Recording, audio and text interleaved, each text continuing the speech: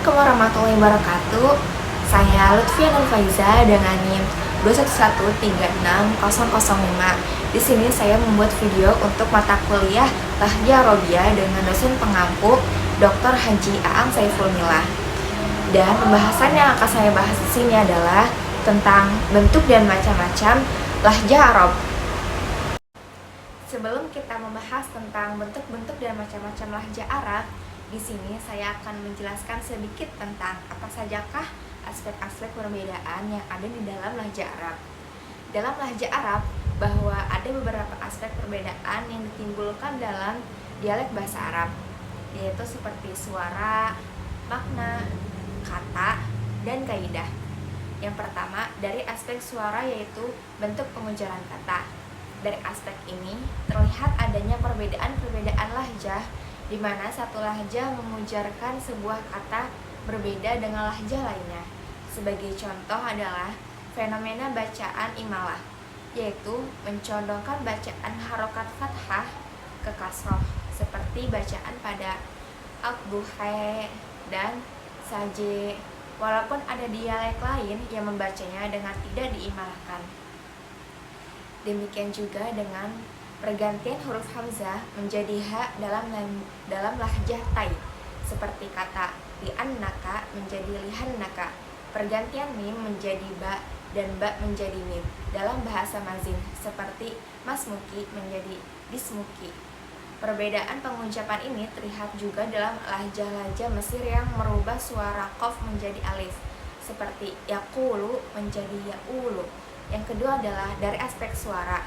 Pada aspek makna seperti yang terlihat dalam kata-kata sinonim atau atonim, sebagai contoh, perbedaan lahjah dari segi makna ini terlihat dalam sebuah riwayat yang menunjukkan bahwa Abu Hurairah tidak memahami kata asikin yang diucapkan oleh Rasulullah SAW. Padahal maknanya sama dengan kata al-madayah. Kata ini berasal dari suku Daus. 3. Dari aspek perbedaan kata.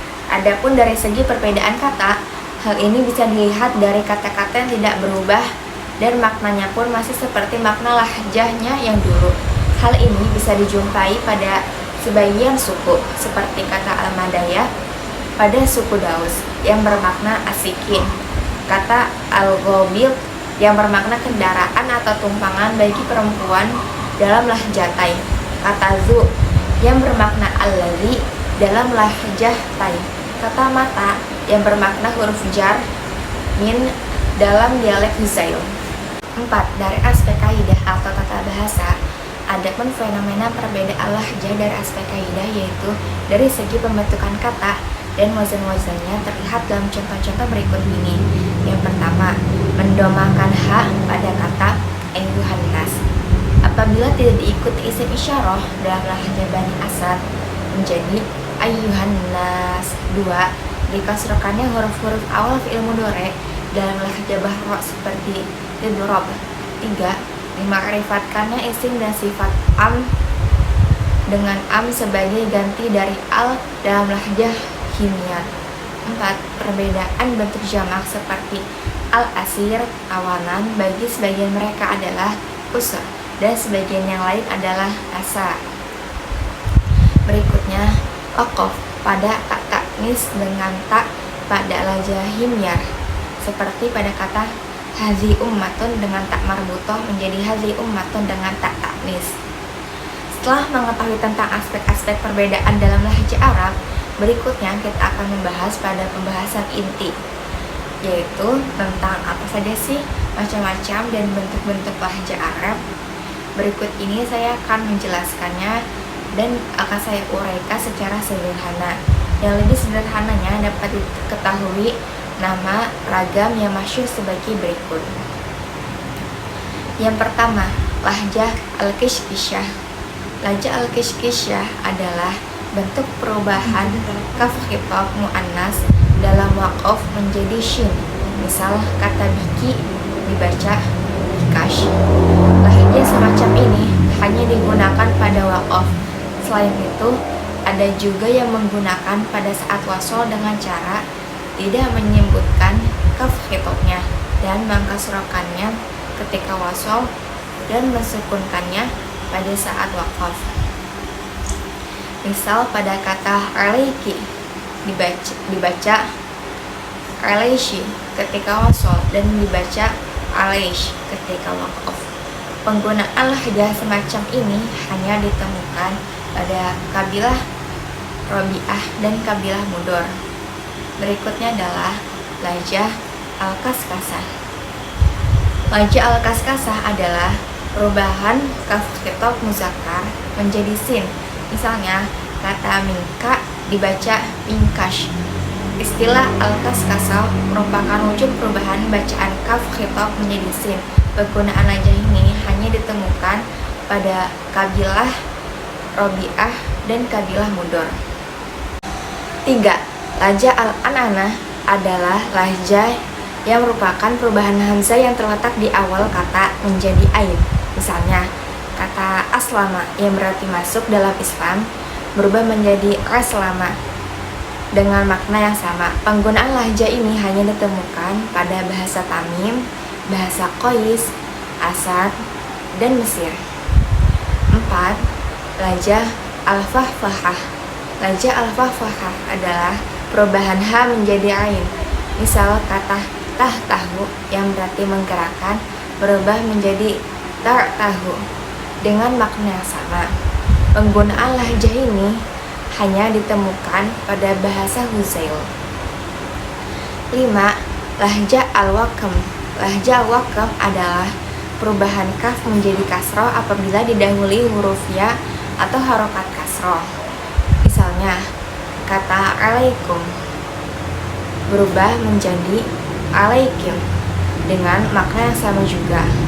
Biasanya penggunaan lahjah ini hanya ditemukan pada bahasa Robi'ah dan bahasa Qalb.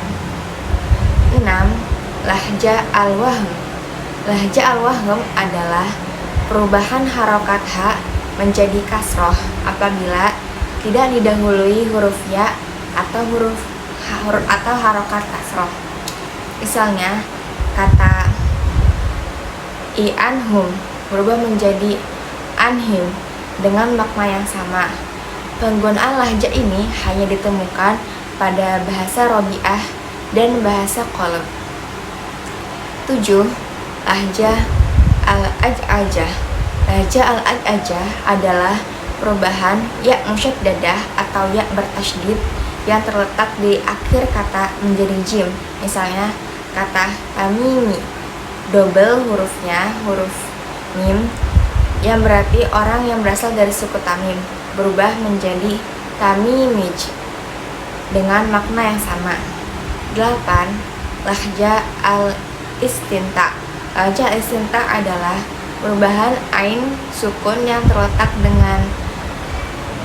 di tengah-tengah kata menjadi nun. Misalnya kata akto yang berarti memberi berubah menjadi alto dengan makna yang sama. Penggunaan pada lahjah ini hanya ditemukan pada bahasa Sa'ad bin Bakar, Huzail, Qais, dan al-Ansari.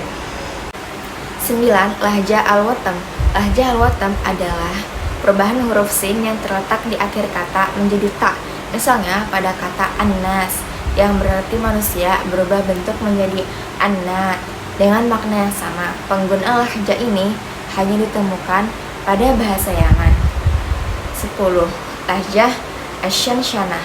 Lahjah asy-Syansyana adalah perubahan huruf kaf yang terletak di akhir kata menjadi shin. Misalnya pada kata labbaik yang berarti aku memenuhi panggilanmu berubah bentuk menjadi labbaish dengan makna yang sama. Penggunaan lahjah ini hanya ditemukan pada bahasa Yaman. 11. Lahjah al-Lakhlakhaniyah merupakan salah satu bentuk lahjah Arab yang ditemukan atau dinisbatkan dalam bahasa Arab suku Syar dan suku Oman. Dalam lahjah ini mereka membuang huruf hamzah pada alif dalam hal penulisannya. 12. Lahjah at-tahajju. Lahjah at-tahajju merupakan masdar tahajju fi al-amri yang berarti nunda-nunda dan tidak mengerjakan sesuatu penamaan. Penamaan ini dijulukan kepada kabilah Qais. 13. Lahjah Ar-Ruttah. Lahjah Ruttah adalah tergesa-gesa dan cepat dalam bercakap. Penamaan ini dinisbatkan kepada para penduduk Irak. Demikian yang bisa saya sampaikan tentang bentuk-bentuk dan macam-macam lahjah. Semoga bisa bermanfaat bagi teman-teman semua. Jangan lupa like and subscribe. Wassalamualaikum warahmatullahi wabarakatuh. Sampai jumpa di video selanjutnya.